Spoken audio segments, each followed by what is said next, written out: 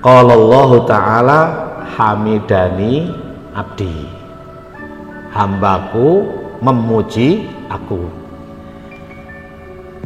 Iki aja lali loh maksudnya.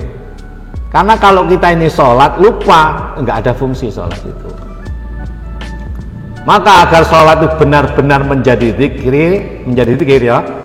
Innani anallah la ilaha illa ana fa'budni wa aqimis sholata li zikri. Ini fungsinya. Maka kalau kita sholat itu tidak zikir, tidak ingat, ya enggak sholat namanya. Gitu loh, dalam batinnya enggak sholat, hanya sholat secara zahir.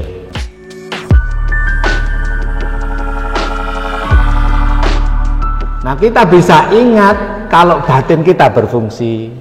Nah, semua ada batinnya sholat. Wa idza qala al-'abdu alhamdulillahi rabbil alamin qala Allah Ta'ala hamidani abdi.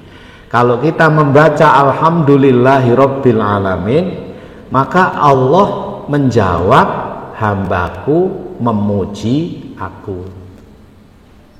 Kalau bahasa Arabnya kan hamidani abdi. Bahasa Indonesianya hambaku memuji aku. Bisa kan? Dibatin. Wa idza qala al-'abdu ar-rahmanur rahim, ayat ketiga. Maka ketika lisan kita mengucap ar-rahmanur rahim, qala Allah Ta'ala athna alayya abdi, hambaku menyanjung aku. Bedanya memuji dengan menyanjung beda Kak ya.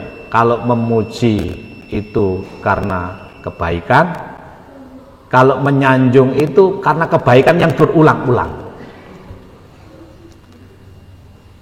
Misalnya aku memujimu karena keberanianmu gitu. Kan berani tidak selalu kan. Aku menyanjungmu karena kamu selalu melakukan kebaikan. Allah kan selalu Rahman Rahim, maka kita sanjung. Asna alayya abdi, hambaku menyanjung aku. Udah habis waktunya. Dihabiskan sampai itu sih ya. Wa idza qala al-'abdu maliki yaumiddin, maka ketika kita mengucapkan maliki yaumiddin dalam suratul Fatihah itu, qala Allah Ta'ala, Allah menjawab majjadani abdi, hambaku menyanjung mengagungkan aku. Wa qala marratan fawwadha ilayya abdi, hambaku menyerahkan seluruh urusannya kepadaku. Artinya apa? Ketika kita mengucapkan maliki yaumiddin, batin kita ini kita sudah menyerahkan seluruh urusan kepada Allah.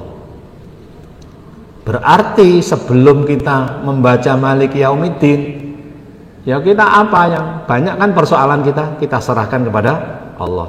Kapan kita menyerahkan seluruh urusan kita kepada Allah? Pada saat kita membaca maliki yaumiddin. Wa idza qala al-'abdu iyyaka na'budu wa iyyaka nasta'in, ayat kelima. Ketika kita mengucapkan iyyaka na'budu wa iyyaka nasta'in, qala Allah Ta'ala hadza baini wa baina abdi wali abdi ma sa'ala. Ketika kita mengucapkan iyyaka na'budu wa iyyaka nasta'in, sadarkan diri, inilah antara aku dengan hambaku. Wali abdi ma sa'ala, bagi hambaku apapun yang ia minta. Ini yang disebut dengan sholat dibagi menjadi dua bagian. Hambaku meminta, aku memberi. Disinilah saatnya kita berdoa kepada Allah, memohon kepada Allah, apapun yang kita minta Allah kasih. Pada saat kita membaca iyyaka na'budu wa iyyaka iyyaka nasta'in. Tidak ada permintaan yang ditolak, semua diberikan yang baik-baik. Hanya memberikannya tentu Allah yang Maha Tahu, yang Maha Bijaksana. Minta apa aja di situ. Dalam 1 detik kan bisa beribu-ribu toh Pak. Apa wae lah. Iyyaka na'budu wa iyyaka nasta'in. Sampaikan. Minta apa ya Allah? Ini. Ihdinas siratal mustaqim. Siratal ladzina an'amta 'alaihim ghairil maghdubi 'alaihim waladdallin. Hadza li 'abdi wa li 'abdi ma sa'ala. Ketika kita mengucap iyyaka na'budu wa iyyaka nasta'in, kita mohon pada Allah. Ketika kita selesai sampai waladdallin ayat 6 dan 7, ihdinas siratal mustaqim siratal ladzina an'amta 'alaihim ghairil maghdubi 'alaihim waladdallin. Ya toh? Kita mengucapkan itu, qala Allah Ta'ala hadza li 'abdi. Inilah bagian untuk hambaku. Wali abdi masa'ala. Artinya keyakinan kita pasang pada saat selesai membaca ayat yang ke-6 dan ke-7. Maka ucapkan amin. Maka amin itu enggak boleh kosong. Amin itu adalah keyakinan. Apa keyakinannya? Allah mengabulkan permohonan kita. Allah mengabulkan permohonan kita, baru kita ucapkan amin. Jangan hanya otomatis waladdallin amin kosong, jangan. Waladdallin, pasang keyakinan Allah mengabulkan apapun yang kita minta pada saat kita membaca iyyaka na'budu wa iyyaka nasta'in. Maka ucapkan amin. Oleh sebab itu membaca amin itu jangan tergesa-gesa, menunggu imam selesai. Upayakan amin kita bersamaan dengan aminnya makmum. Ya loh? Upayakan. Bagaimana itu ya diperkirakan? Kan imam juga amin, makmum juga amin. Upayakan amin kita bersamaan dengan aminnya imam dan makmum yang lain supaya seragam. Waladdallin belum selesai, kan orang perlu bernafas ta? Waladdallin amin, baru gitu. Maka amin itu isinya adalah keyakinan bahwa Allah mengabulkan apapun yang kita minta pada saat membaca iyyaka na'budu wa iyyaka nasta'in. Inilah secara syariah diucapkan, ya toh, secara hakikat dirasakan, disadari, dilakukan secara tepat thariqahnya semacam itu. Mudah-mudahan ada guna dan faedahnya. Kurang lebihnya mohon maaf, dan semoga bisa kita laksanakan sholat ini secara syariah baik, secara thariqah tepat, secara hakikat bisa kita rasakan dan menyadarkan diri kita benar-benar terjadi hubungan dialog kita dengan Allah, hubungan kita dengan Rasulullah, dan selanjutnya adalah kebaikan kita dengan sesama manusia. Sholatun, sholawatun, dan silatun. Wallahu a'lam bishawab. Wassalamualaikum warahmatullahi wabarakatuh.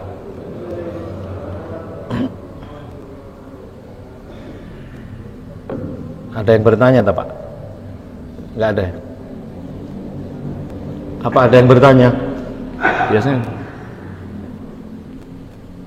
buatan-buatan kisah.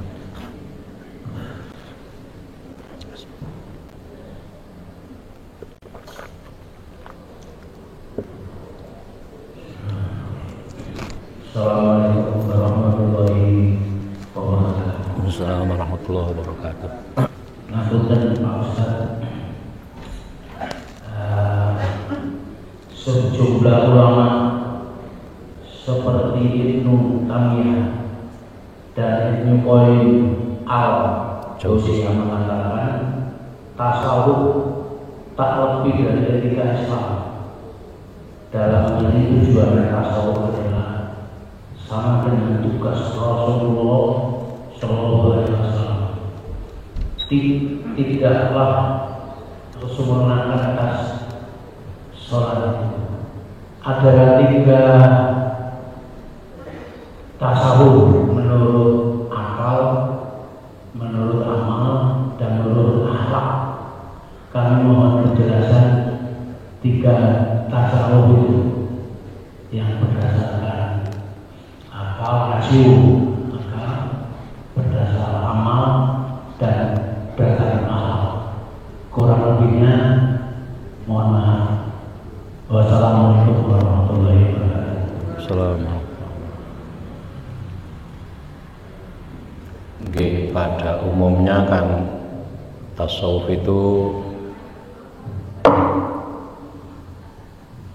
inti tasawuf itu kan membersihkan diri ya. Ketika dikaji namanya tasawuf falsafi, akal ya. Apa, bagaimana, untuk apa, namanya tasawuf falsafi secara filsafat. Kemudian ada tasawuf tatbiqi, bisa dipraktekkan, namanya thariqah itu loh. Tasawuf akli itu syariah, tasawuf tatbiqi namanya thariqah, tasawuf akhlaki namanya hakikat.